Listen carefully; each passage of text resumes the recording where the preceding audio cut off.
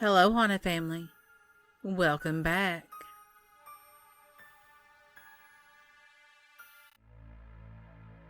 Story 1.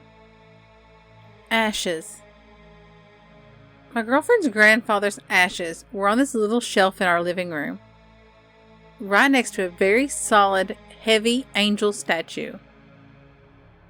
One weekend, she and I were kind of fooling around in the living room on the couch, and out of the corner of my eye, I see the angel statue fly off the wall, accompanied by a deep grunting sound. Now, when I say this thing flew off the wall, I'm talking 8 feet of air before landing hard on the floor, leaving a dent where the wing hit. Even if this thing had just fallen off the wall, it would have dropped straight down, or at least close to straight down, not soared through the air with force. We were both in a bit of shock, and I whispered, asking if she had heard that grunt sound too. She had. We both got out of there for the rest of the day. That night at dinner, we told her parents what had happened, leaving out the naughty bits. And her younger sister burst into tears, saying that she had seen a dark figure at the foot of her bed the last couple nights, but didn't want anyone to think she was crazy. After that day, I'm a believer. Story 2. Weird house. My house was built in 1832. It was one of the first 5 houses built in the city. So you just know there's going to be ghosts and things running around. The things I have seen and heard sent chills down my spine, but they were never really scary. The most scary thing happened when I was about 6 or 7. I was laying awake in bed under my covers when I heard a strange sound, like someone lightly knocking on my dresser. I peeked my head from under my covers, and I saw the shape of a man, about a foot tall, swinging away at the top of my dresser with a hammer. The figure was all white with no defining features. The hammer, in proportion to his body, was about the size of a large sledgehammer to a normal person.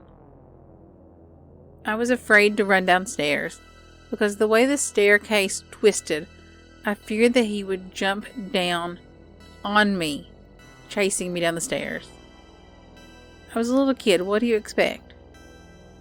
I was also afraid to yell because I didn't want him to look right at me.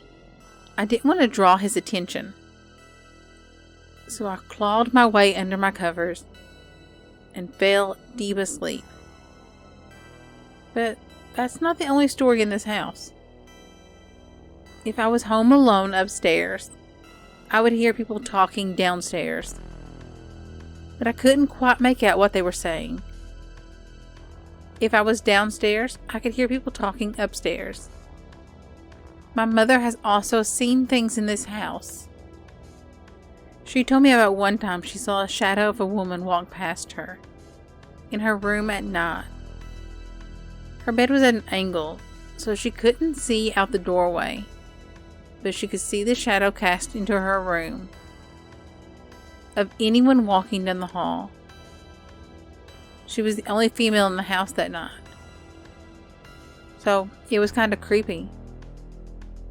She also told me that one time she was in the kitchen and she saw a little boy run past her.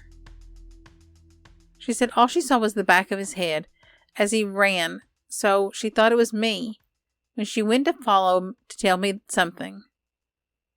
She didn't see anyone. The hallway the boy ran into leads to the bathroom and nowhere else. She found me in the yard playing. Several months back, I was home watching TV when I heard a car pull up in the drive. I looked and I saw an elderly woman sitting behind the wheel, just sitting there. I went out to see what she wanted. This lady looked to be about 70 years old. She told me she had grown up in the house and just wanted to see what it looked like now. I didn't want to invite her in because a lot has changed. We've remodeled. I thought it was best that she left with her memories. She didn't ask to come in, and that's probably for the best. We talked for a little bit. She only stayed for a short while. I've really been kicking myself for not finding more about the house, the history, when I had a chance to press somebody who had lived here for so long. The only thing I found out was the yard had been a lot bigger, and there had once been a big barn in the back. Story 3. The Farm. My family moved to an old farm when I was 12. This was a very old farmhouse with a build date around the Civil War. The original owner's name was still on the old barn out back. We found numerous old antiques built into the walls when we completely renovated the place. A few odd things happened after we moved in, but distinct things started happening to myself after I turned 16. Nothing happened to my sister until after she turned 16. Weird. The most prominent memory I have. The upstairs consisted of 2 bedrooms. Bedroom 1 was the room at the top of the stairs. The second bedroom was in a private room just to the left of the top of the stairs. I had the private room. My sister's room was the landing. When someone walked up the stairs, it was very clear. You would hear each individual footstep, each creak as they got closer and closer to the top of the stairs. One night I was sitting in my bed watching TV, and I hear my sister come up the stairs and go lay down on her bed. So I start talking to her, and she doesn't answer me. I get annoyed. I go into her room to figure out what her problem is, only to see that she's not there. My mind is blown. I know I heard her come up the stairs. I heard her lay down on her bed. I call for her, and she's been downstairs the entire time. Now, we've never felt threatened in this house, but it did seem like the entity liked picking on only women. My sister, me, my mother. My mother was a complete non-believer before we moved into this house. I think the funniest thing was having my ponytail pulled while I was doing the dishes.